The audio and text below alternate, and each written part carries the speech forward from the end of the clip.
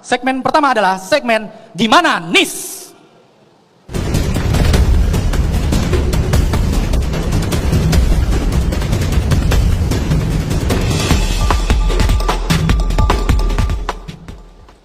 Baik, jadi Pak Anies, di segmen pertama ini kita sudah mengumpulkan pertanyaan tentang seorang Anies Baswedan. Langsung kita kumpulkan pada saat registrasi tadi. Teman-teman yang hadir di sini turut ikut memberikan pertanyaan untuk Pak Anies. Dan Pak Anies diberikan kesempatan untuk menjawab pertanyaan 1 menit saja, Pak.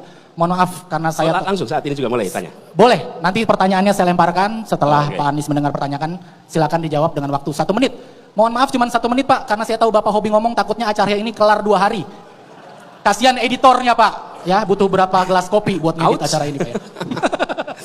Baik, langsung saja kita masuk ke pertanyaan pertama. Pak Anies sering dikaitkan dengan FPI. Masya Allah, baru mulai udah langsung begini. Nggak bisa bikin MC santai dikit apa?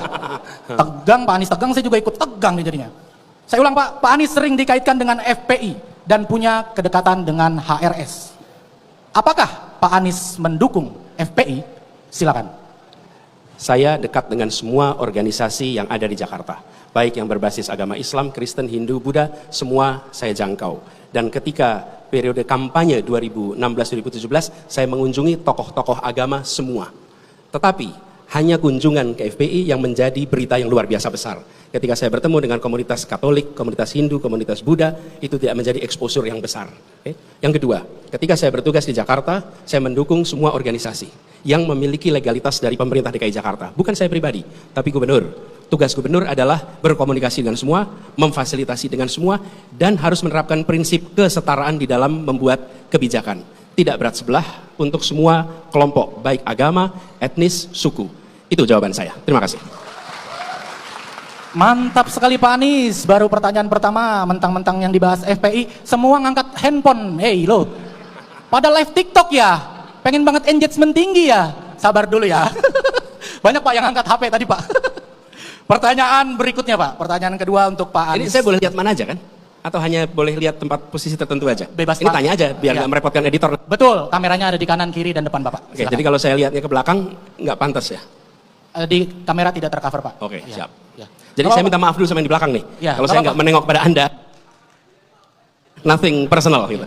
Nggak dimaafin, nggak apa-apa, bawa pulang aja sakit hatinya ya. Kita udah biasa ngasih bawa pulang gitu. Mohon maaf yang di belakang, nanti kalau misalkan kurang puas, acara ini juga ditayangin di CCTV Alfa Midi ya.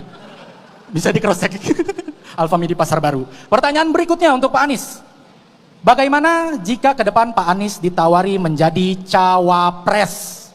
Silakan Pak Anies. Pada saat ini, saya mendapatkan amanat untuk menjadi seorang calon presiden.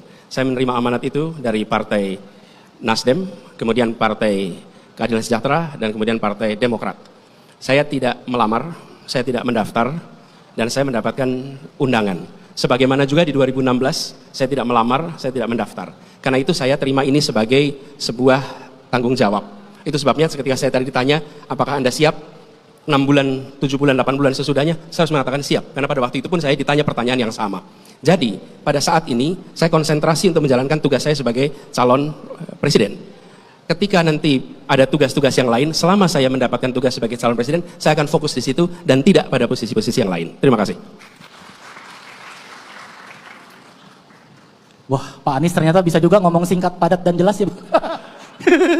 Soalnya yang terframing selama ini Pak Anies tuh kalau ngomong suka panjang, Pak. Ternyata bisa 1 menit, Pak ya. Tepuk tangan buat Pak Anies. Nanti di ujung saya akan ceritain kenapa kok ada yang framing begitu. Nah, itu dia. Tapi jangan sekarang. Kalau sekarang nanti Anda berubah nanti. Baik, kita masuk ke pertanyaan berikutnya, Pak. Pertanyaan ketiga untuk Pak Anies Baswedan. Banyak yang bilang Anda dijegal dalam kontestasi ini. Apa Pak Anies merasa dijegal? Kalau iya, dijegal dalam bentuk apa nih kalau boleh tahu?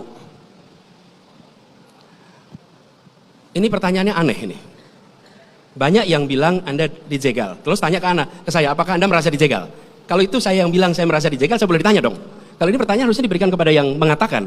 Kalau bagi saya, di dalam proses politik itu normal. Ada yang berusaha untuk memangkas, ada yang berusaha untuk menghentikan, ada. Ya itulah sebuah kompetisi. Alfamart sama Indomart aja kompetisi begitu kok. Saling coba menahan, menghentikan. Jadi kita juga nggak usah cengeng dan berharap jangan ada yang mencoba menghentikan, itu biasa saja. Jadi saya tidak pernah berkeluh kesah, saya tidak pernah merasa itu dianggap jegal. Justru saya merasa inilah bukti bahwa apa yang kita kerjakan insya Allah akan mendapatkan simpati dan mendapatkan kepercayaan dari masyarakat. Gitu, makasih. Baik, ini kontestasi politik ya, bukan sepak bola tarkam ya. Jadi tolong jangan saling menjegal. Baik, pertanyaan keempat. Sebelum ke pertanyaan keempat Pak, ini ada banyak capturean dari tim Bapak nih yang bilang katanya Bapak suka playing victim tuh Pak. Padahal emang nggak bisa kerja tuh, tanda serunya 3 Pak, boros banget nih. Nah kan ternyata benar selama ini playing victim, banyak banget nih Pak ya. Orang-orang playing football Pak, Bapak playing victim kan. Boleh ditanggapi Pak dari capturean tadi? Saya nggak bisa baca jelas tulisannya, coba dilihatin. Bukan, boleh saya lihat tulisannya tadi?